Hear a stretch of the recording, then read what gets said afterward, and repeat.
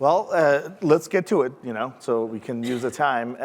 As Scott mentioned, when we talked after last year's event, we talked about how can we open up the door to get more companies involved in this event and get more of the strategics, investors, and service providers to participate. And I think as you get through those early stages and you find a way to get funders, you get to this lonely stage, which you see the club here, and there's more of them out there that you can talk to, which you start talking about what if we knew some things earlier, So that's the purpose of this panel. We have a very talented group of people here that are going to share their experience. My promise to the group, as we talked, was that we're going to do this a little different, so it'll be a tad more provocative. I don't plan to remove sales reps, so don't get upset about that.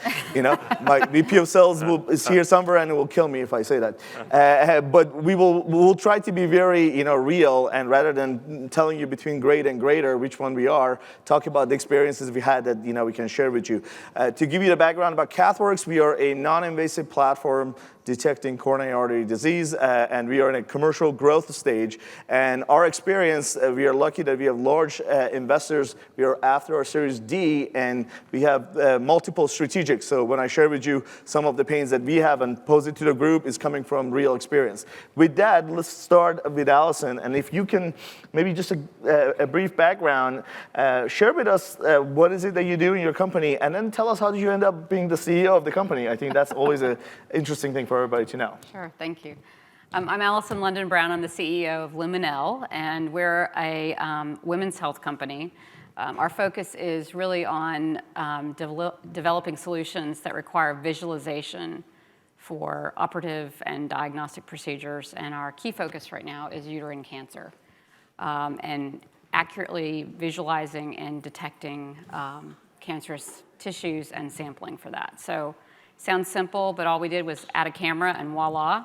That's what we do. How I became a CEO or a startup, when I joined Luminelle, it was actually my 8th startup. After a long and winding road with companies like J&J and GE, I got the entrepreneurial bug and have done a lot of different products and different startups in women's health, but this is the first one that's gotten this far, so knock wood. I hope we're in a good place to move forward.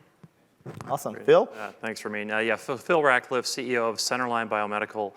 We do 3D surgical navigation for endovascular repairs. We're 510K cleared in the descending aorta and working our way into ascending arch, neuro, and structural heart applications. We just closed about 90% of our B round, so we'll talk about that in a minute. But you take a breath, and then you're back on it the next day with potentially a new board and a new set of expectations, which is great for the company as we go forward. By way of background, Boston Scientific. Ironically, I worked with Joe Urban over 20 years ago in a first sales training class at Boston Scientific. So it's great to see you, Joe, and we go back a long time. Long career at Baxter Healthcare, leading multi-billion-dollar global P&Ls, and then I went to private equity because I wanted to go faster with less bureaucracy. So I went to a PE company, then went to a startup in Richmond, Virginia, and then I found Centerline. And I found Centerline. You asked the question by an executive recruiter that's placed me twice at Korn Ferry. So, awesome. Thank you. Joe Urban, CEO of Potrero Medical. We are pioneering a predictive health engine with a smart sensing Foley catheter. We're starting with acute kidney injury, a $24 billion problem in the US. And we are a commercial stage entering our Series D company. By background, like Phil said, we were in the same sales training class 20 years ago at Boston Scientific, time at C.R. Bard, and then I worked with Dr. Fred Moll at Auris early as we were developing the robot. And then about 4.5 years ago, I was approached to join the company and be the CEO of Potrero, and I said, absolutely not. So they invited me to join the board, and I sat on the board for about 7 months, and I saw how special this was and the opportunity to really push forward medicine. So I accepted the full-time role, and I wish I would have known what I know now. Otherwise, I probably would have stayed at Auris and enjoyed that a little bit more, but it's been a lot of fun over the last 4.5 years. Gabe? CEO of Proprio in Seattle, Gabe Jones. Nice to meet you all. Just really honored to be on this panel already. At the end of the run here, I'm gearing up to try to, say something interesting and with some conviction. And after that last panel, we got to take some pretty pretty strong positions here about the rep. So the company does computer vision real-time navigation. First applications in spine surgery. So as we all know, it's a holy grail of navigation is to do that in real time, immersively, and we're doing that. It's pretty powerful. The company has opportunities beyond spine as well. So robotics, AR, VR are integrated. We're doing a lot of things with machine learning and AI and collecting a pretty powerful data set in the OR today, so we can talk more about that as we go. How I came into this job was I met a brilliant pediatric neurosurgeon who's also one of these rare people like Fred Maul, who are very entrepreneurial and tremendous clinicians, and we need more of those people. That's a separate and related topic. And we were trying to start something in the area of virtual reality and thinking that microscopy would be a good place, and in doing so, we started pointing a lot of cameras. I envy you that you could, as you said, just add a camera to that. This is many, many cameras and sensors looking at the operative scene. And over time, we realized we were doing navigation as well as visualization. So. Great. Well, since we all started working when we were in elementary school on the panel, with the 5 people, you have just short of 60 years of experience at 7 of the top 10 med device companies, so I think we've seen the both side of this. But let's go to the question that I think we all wake up every day with. It's the hypothesis is that, as you're trying to get an idea and get funding around it, a lot of milestones are in the future. Give me more money, I will clear IP. Give me more money, I will get clinical validation. Give me more money, I will get approval. Give me more money, I will get reimbursement. Then you get to the commercial stage, and you can't say, give me more money, and then come back later. The question is how much did you sell last month? So as you think about where you are today, what is the one thing that if you were able to go back, to that early stage, you would do different? And think about this as a peer group of our CEOs that, I've been listening to some really, really fantastic pitches, the last 2 days. What would be the one thing that, Allison does different if you go back in time when the time machine thing gets created? Can I pass? Wait. I'll just tell you. So I have a wonderful business partner who reminds me on a daily basis that I'm no longer at Ethicon. And it's not so easy, and I've found that out, I think, the hard way, that I can't just walk in and somebody's going to buy my thing and everything's great, right? So I work with a lot of scientists, I work with a lot of nurses, and the one thing I always tell them, and it's not just about how big is your market opportunity, it's not about the TAM. I mean, that's important for an investor, but it's about who's going to buy it, how they're going to buy it, how they're going to use it, and how they're going to get paid for it. And that, you really have to understand that whole thing. So it's not just revenue, it's the reimbursement, but how you get to that revenue. The last panel talked about Salesforce. We've been having the debate here about W-2s versus 1099s versus distribution. And I think the one thing I would have told myself earlier is that let's raise a lot more money and go big. Don't try to dabble. I think the dabbling, it depends on your market. You got to prove it out, little bit by little bit, but have the cash so that you can, when it's time, you can swing for that fence. So Joe, and the disclosure is that when I was on the strategic side, I had a chance to take a closer look at what Joe does. So that's why, we've become good friends, because I think the work that you've done is pretty amazing. But let's go a little deeper, because, not a day goes by where I open up LinkedIn and you have, 20 systems shipped somewhere, So as you think about that daily activity, going back in time, what was the one thing that, the company had prioritized that you think either was taking too much of a best case scenario, that the reality check wasn't there, or knowing what you would go back and do differently? I think we underestimated the heavy lift of scaling a volume-based business. And, a lot of times, Oris, we were planning on shipping a robot to a Bronx suite, and then maybe 2 later. We're talking about hundreds of thousands of smart sensing Foley catheters that we were going to be producing. And we had an out-of-control COGS problem. I was fortunate to have some incredible mentors on the board. Jay Watkins, who you may have met or on stage or saw him on stage the other day. and Fred Mole, Dan Burnett, Alan Chesler, Andrew Offer, who's also here. Just great people. And when we dealt with those just what should have been company-ending events, I was fortunate to have guys like Fred and Jay, specifically for that COGS issue, pull me aside, almost like taken to the woodshed. It was, I spent 4 hours at the whiteboard with them, and we looked at absolutely every single option that we could take to overcome this. What we were selling it for, it cost us 10x to make, and so it was terrible. And so I think I would have planned the scaling, spent more time on that. We did what we knew. We scaled too fast at times, and I think we could have preserved more investor capital by looking at it more methodically. So that's what I would take back. Thanks, Joe. Phil, you just closed around, or I don't know if you've announced it, close enough, which I know it's kept you up, every night for a long time. Now that you're there, you're looking at the light on the other side. Yeah. What's on top of the list for you? For me, it's really about, we ran lean the last 12 months. So we were in this weird spot where we had an FDA approval, but yet COVID was hitting. We were kind of past an A, but we're at a B, but we don't have revenue on the board. So everybody's like, oh, you're a B- or A+. We don't fit your criteria. We want to see you put up $5 million a year on a run rate. We want to. Well, I was stuck in this spot, right? And so that was tough. But to answer your question kind of directly, what's top of mind right now is balancing the organization for all the kind of infinite routes we can go. Like we've got 17 active programs right now. We've stretched the organization very thin, and they've worked tirelessly, and they've been an amazing group to work with. We got 40 FTEs now. But the weekend work can't continue, and kind of the burnout. So right now it's a full-fledged, add 20 FTEs the next 9 months, and have a chance to pause, plan the work, then work the plan.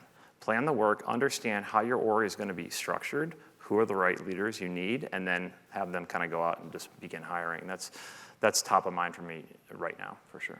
And I'm going to come back to that because I think that's an issue that we all deal with. But I want to hear from you, Gabe, on the same topic, knowing what you know. And you're in this very unique space where there's some interesting innovation happens.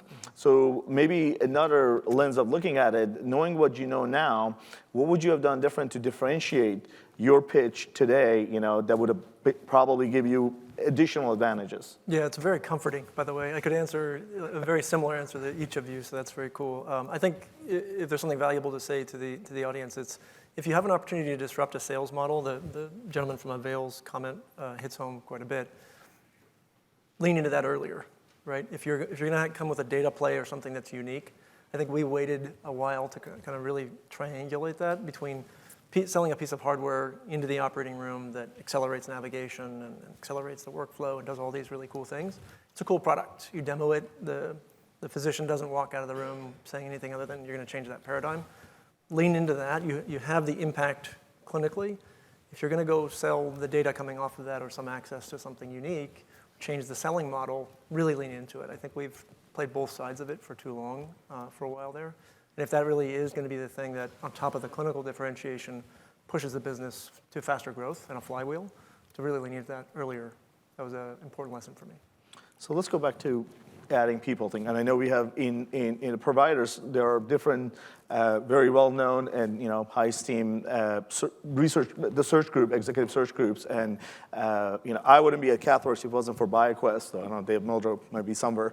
So shout out to him. But I believe in that long-term relationship. And I think if you build it early on, when you get to that stage, somebody knowing the story of what you're trying to do becomes really helpful. Because the day after you close, you get the, how come you haven't added people? Is one of the challenges that we have. I think I spend most of my time interviewing people right now, and no matter how many people we add, we are always having the capacity problem of, can we go faster? So talk to me a little about that ideal service provider. I think this notion of this lonely world that we get into, what can we share with people to understand what's the value we are looking for?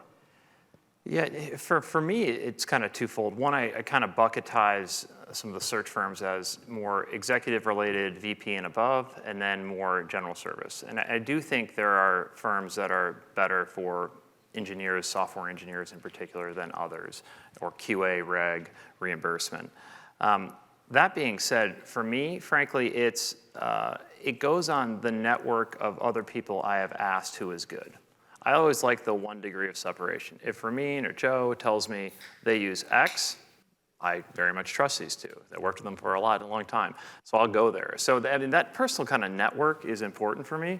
Also, the ability for them to bring, this is obvious, but high quality candidates and a defined number of them, and explain to me what they've went through to get to that point, is really important. Nobody has time to look at 5 or 10 resumes. I just want the 2 best, and you got to go with it. I do agree the long-term relationship is critical, because you don't want to have to tell your story to then have a recruiter actually go out with the same kind of conviction we do. Allison, as you have looked at the experiences you've had, what stood out? What's the good relationship when you look at the provider? And it doesn't have to be just recruiting. There are other, panel before was talking about digital marketing agencies. As you think about the partners that you need when you get to that stage to commercialize, what are some of the key attributes, characteristics that you feel resonates and gives you high confidence that they understand the challenges that we have to deal with on a daily basis? Mm-hmm. I think there's 2 that really come to mind, and it's interesting, and I think we think a lot of times about a regulatory consultant as a person that helps you get through the FDA, right, or get your CE mark. But if you've got a good one, they're going to help you with your strategy and figuring out how to extend the life of your product. And so I think having a really, we use an outside firm. We don't have a head count for that. And we have intentionally tried to find different outside firms to help us with various things. But I do think you've got to remember, how do you continue to get new claims? What does that look like? And your regulatory person can help you a lot to figure out how to maneuver through the FDA to make sure your new labeling or your new claim is, kosher. It's hard. I will tell you, we had 4 different regulatory consultants before we found one. And there's always this rule of thumb: do you want somebody that has been in your space or not? I don't know what the right answer is. I think it's a lot of times it's fit, and can you work with them? So, Gabe, of all the firms you work with, who is your favorite partner? Why? I can echo again a lot of what Allison said. We're working with a firm called Kindred, which is a placement firm for executives in the space, and they've been fantastic. I think it's a lot of what the team has already set up here, but finding a firm that's adaptable to the way you work, getting you your 2 resumes, actually listening, working with you on a weekly basis, if that's your kind of cadence, talking on weekends if necessary, really being adaptable to just the life of a CEO of a growing company. You'd be surprised, but a lot of them don't adapt to your schedule as much as you'd like them to. So that's been really important, and it's a plug for Kindred that they're quite good. Rob Langeal there is fantastic. So there's this reality of, once you get, and it happens in different stages depending on what's the technology and how well it's run, but usually it's around Series C and after that, where I think is what you were just touching on, that the profile of your investors change and the profile of your company changes. You go from kind of high promise to the reality, and you can fall into a little bit of a, call it a bridge to nowhere. We experienced that actually at some point in CathWorks, and it took us a while to figure that out, that you're no longer that early stage that you can just get away with a promise of your TAM, and people want to see your revenue, but your revenue is not where it needs to be. So it's a big dilemma. So, you meet all these institutional investors and they will tell you, if you had only like $12 million of revenue, we will all in, just let's stay in touch. And, our CFO is in the audience and he can tell you that, we heard that so much, in 3 years ago at CathWorks. So you think about that and the kind of challenge that you have. And it comes to the commercialization. And I think there's a little bit of a two-sided knife in this, that you want to give a huge, appealing pitch. for your go-to-market strategy. You know, my favorite slide past 2 days is the hockey sales slide. And so if you're a first-time CEO, founder, let me just give you an experience. Whoever told you to show that, just fire him. Yeah, Please do it. out. Because nobody believes it. I know somebody at some point said, we need to see your revenue. You're $100,000 this year and $150,000 next year and then $12 million year 4. Nobody believes that. You know, all it does, it takes credibility away. We have made that mistake. So, you know, if you want to judge, start with me. But as you think about that, you know, first, has anybody seen on the panel a perfect first draft go-to-market strategy? You know, I criticized mine, and man, what was I thinking, you know, when we put that together? But more important, given the importance of that, because you want to be very promising, because you want the investment, but the day after you got it, you're held accountable to that. What to do? You know, what's the way to work your way through that? Joe, let's start with you, and then I think it's a good question for everybody on the panel. It's kind of like building the plane as you're taking off, and that's what it feels like. A lot of times, like the technology, and it's okay if you launch a technology that's not picture perfect. The technology we have today and that's in the market is light years ahead of where it was when we first went commercial. That first year, we learned a tremendous amount about our technology. And thankfully, the conversation I was mentioning a second ago with Jay Watkins and Fred and Colby pulling me aside and working through the COGS issue, we were looking at it as the COGS reduction project, but also as we were doing that, we were looking at what the customers were saying and what they were telling us. And it was a constant, like we still tweak as we go along. And so I think from a go-to-market, you have to be prepared to quickly pivot. You have to listen to the customers, and you have to be prepared to understand that what you're bringing to market, your baby might not be that beautiful. I think Gary Guthart once said, "All technology is born ugly," and that's the truth. It is, and it comes down to just being able to pivot. And I echo that, and it is very satisfying when you get to the other side of it. There is light at the other end, you know. When you actually overachieve a plan, you know, and you do it a lot, it's so nice, you know. It's really good to have people line up, you know. We finally got to that place, you know, last year, and it's nice that, you know, you have people calling on your door and say, hey, we want to be in. But let's go back, and I want you to add also, because, you know, you and I experienced a very large strategic that was active in M&A. So as you think about this, and specifically as you think about this for strategics, what advice you have? You know, what do you put in play knowing what you know, because you used to sit on the other side of it making decisions on, is this appealing, you know, tuck in for my portfolio? What do you do different with your go-to-market plan now, knowing what you know? Yeah, I guess I'll answer it. I think, you know, just as far as hindsight goes, you're up against show me revenue, show me revenue, show me revenue to get funding, right? So you may begin with a spray and pray, I call it, go to market. It doesn't work. It kind of works. You'll get some sales out there, but you're not spending the time on customer expectation setting, strict segmentation, understanding the customers that want to grow with you and believe in the broader vision of your company. That's the customer you need. You need the customer that's going to try to be the first one to take you out of the institution. So I think that choice of customer selection early on is very important. As it relates to strategics, quite interesting, because I've had a lot of discussions both with imaging manufacturers and disposable manufacturers. At this point, I just keep them all warm. It's like everyone kind of wants to see what we're doing. Do you want to do device integration with sensors? That'd be cool. Do you want to have overlay with imaging technologies and our technology? Potentially. Right now, we're at a point where our value proposition is around being agnostic. And so we're trying to find ways to continue to do that to maximize valuation at the end and not be tied to one or the other. But I just say keep them close. That's our strategy. Very different probably for some where you'd want multiple strategics in, but for me, that's all right. So Gabe, you know, when you think about go-to-market strategy, revenue is a lagging indicator. You know, when the PO comes in, something has worked well, and if it doesn't come in, usually you're waiting.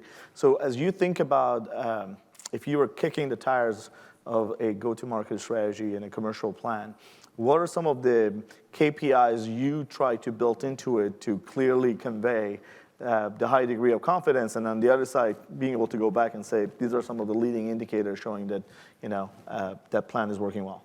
Yeah, first of all, the solution to that hockey stick slide is just to remove the timeline on the bottom, and just show the growth and let them guess. No, yeah, I agree with a lot of what the panel has said. We really try to focus on, let's assume success and plan accordingly. So get out with the right partners very early, and that's very hard to select those, right? But you do the work beforehand to run that algorithm to select the right partners, get the right data, and ask yourself the question of, if they were using it in this way, like an overwhelmingly positive response, how would we deal with that? It's almost like your website gets, overburdened on a GoFundMe or something like that, right? And it crashes. What would that scenario be? And actually thinking through that, like, what if they love it more than we can even support? And those kind of edge cases are the ones that we use to say, like in spine surgery, what if they're using it for every level to do the fusion? What if they're navigating more than they were navigated before? What if they're, instead of using navigation for 15 to 20% of the cases, the standard now, what if they were navigating or utilizing a visualization system for 75% of the case? What would it require for that to be the case? And we try to drive those edge cases because the result is, if you can actually achieve that, you're more valuable, you're seeing more of the case, you're collecting more data, and you would actually be overwhelmed with demand. And so that's the kind of edge case that we try to prepare for. And then everything that, that hangs off of that is something that we can achieve or cover for or be resilient to.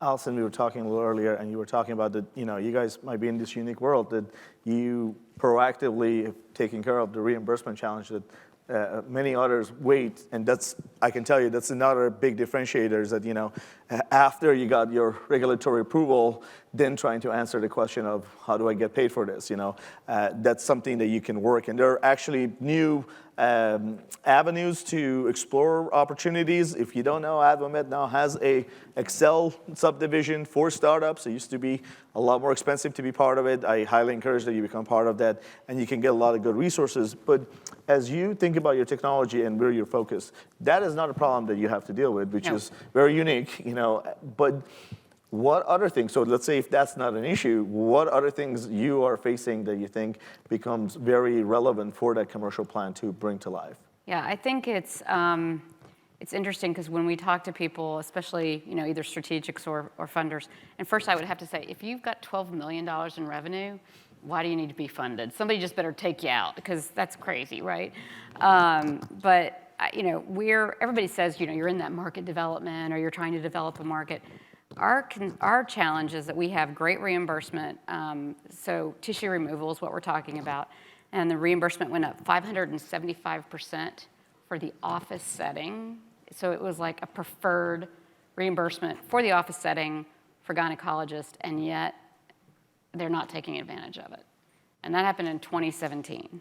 And so I think a lot of strategics are looking to us or others to say, I can't acquire you until I see a proven commercial playbook. It's not just revenue. It's how are you to teach me to get from A to Z? And I think that's something we're working through, and our thinking has certainly evolved. Our thinking has evolved over the last 2 days, just to be honest. But as a startup and kind of moving into that growth stage, I think you really have to figure out how do you focus, but then how do you pivot when you need to, right? And I don't know if that makes sense, because it seems a little bit schizophrenic in the head, but you do have to be there.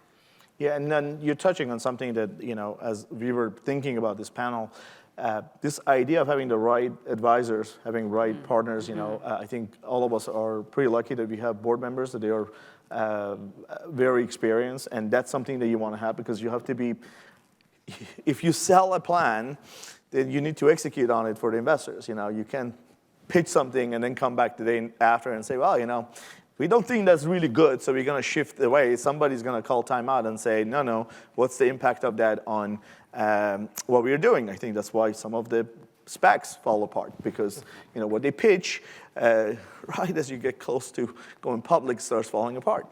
But you also need to have people that you're close to, that you're comfortable if they called you stupid, and doesn't hurt your feeling, but then they don't say it loud enough that, other people hear it. So as we think about that, and there is a secret CEO club, Phil runs that, so if you want to see him afterwards, he will talk to you. And by the way, I was just told that you are offering to buy everybody a round of drinks because you hit it in one hole on Tuesday. So, whenever that comes, if that's true, the Proprio thing in Southern California, just so you know, is that you buy drinks for everybody afterwards. But put that aside, and let's talk about this small group of people that, you can bring together and bounce idea off. And, some of us have known each other for a long time. I can't tell you how helpful it is to be able to pick up the phone and say, I want to do this. Does this make sense? And somebody's like, oh my God, I pitched this to my board and I got crucified, don't do that. Or, let me tell you how you can do that. Maybe kind of weighing a little bit of like, what's your, and this is a little different for everybody, it's a balance of the network that you have, your approach and your style. But how do you solve that? What's the magic for each of you guys? Maybe starting with Gabe. Yeah, this is a big one.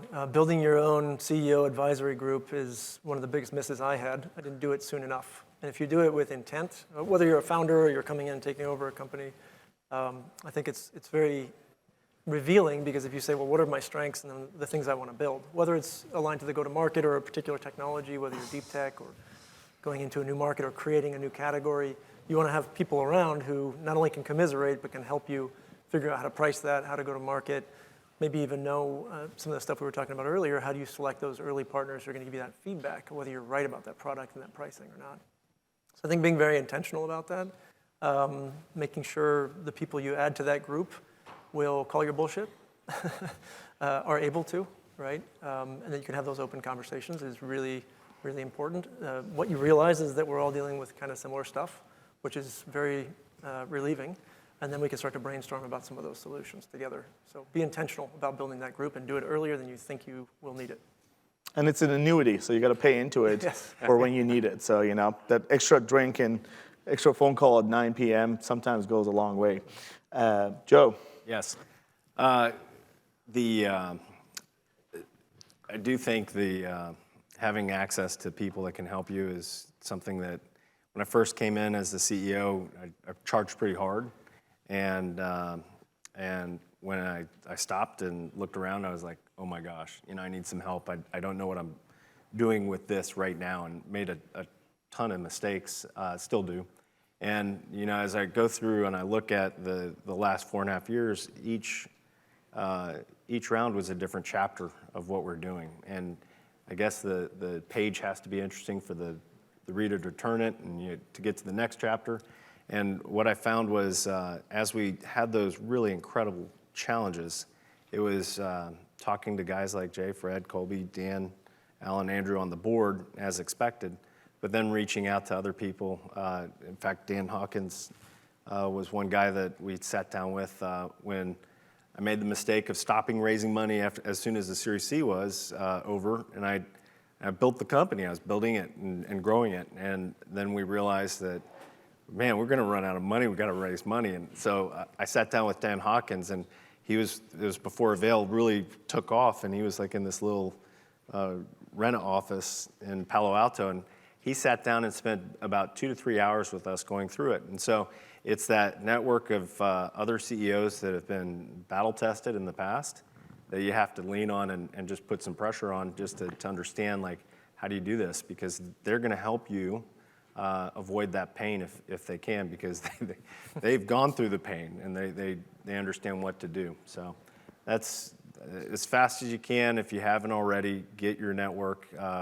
It could be all over the world. It doesn't have to be in your backyard, and just make it consistent.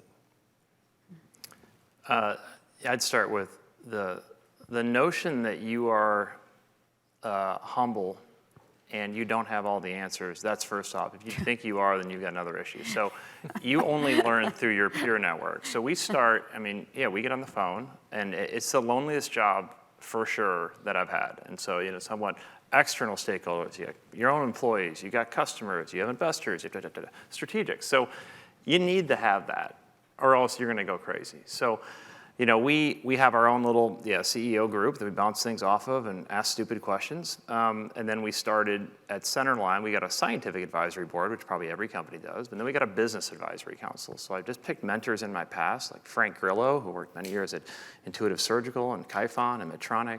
He's on there, and he was my mentor 20 plus years ago. Doug Teeney, Corindus, now a startup out of Cleveland Clinic. Those types of guys that have either been there, had large exits, have them on a business advisory council, or call it whatever you want, but have them on quarterly meetings, be another sounding board for you. You can't find enough good opinions to then drive your own. You get their opinions, take the work, synthesize it, and then make a decision. Those are the things that I would have done earlier. Awesome. I think for me, it's a combination of cultivated relationships that I've had over the years and keeping up with those. And so I have different people that I'll reach out to for different topics. I also belong to a more formal CEO group. We get together every other month, but if there's something that comes up, it's very truthful, sometimes too much so, and they pick up the phone. I mean, they'll answer your call when you need something, and I think that's a rarity these days, to feel that you can be vulnerable and transparent with people. But I would also say, it's interesting because I was told a long time ago in my career that, you got to have a female advisor, you got to have a female mentor. And I guess I just look at it and I say, I want a guy who's going to tell me how to deal with the other guys, because let's just be honest, we come at it a different way. And so I have women that advise me, I have men that advise me, I have physicians that advise me. But you've got to have that diversity of thought, because you learn about yourself, I think, as you go through that process, and it can't be forced. Yeah. Well, at CathWorks we don't have much of a problem with that. We are an Israeli-based company, and actually just above 50% of my senior leadership team are strong women leaders, and you combine Israel and our female leaders, they have no problem telling me that I'm wrong. But I actually, I will echo that, and I say, one of the things that makes me very excited every single day is I am surrounded that everybody on my senior leadership team is certifiably smarter than I am. So, it is very easy to be in a conversation knowing the other person is smarter than you, from our CFO to head of strategy to head of marketing, and that just makes you better. It's not just trying to pretend to be humble, but just be surrounded by people who are better than you, because then the advice that they give you makes you better. And it is important in the loneliest job, which is, I think it is very lonely at times, because you're at that crossroad of trying to help protect your employees, create value for your investors, bring new investors, add a strategics to it, and that makes it even more complicated. It's important to be surrounded by people that you show up every day loving what you do. So, I think that's the key. At the end of the day, we are kind of blessed being in this setting, that we do something that at the end of the day has a patient impact. And, and for those of us who are not physicians, that's as close as we can get to actually have an impact on somebody else's life. So let's do a quick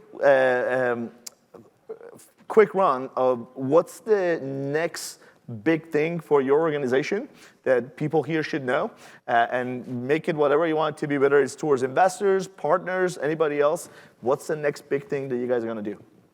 We'll start with actually, let's go the other way around. We'll go with Allison first. Oh, goodness. Okay. So if you want to write me a check today for $10 million, I will take it. You told me I could say anything, yes, so I'm just telling you, I need a $10 million check. I'm going to go hire about 10 to 12 reps, and then we're going to go change that women can get diagnosed for uterine cancer the first time the right way. How's that for an answer? Who wants that to happen? There you go. Thank you.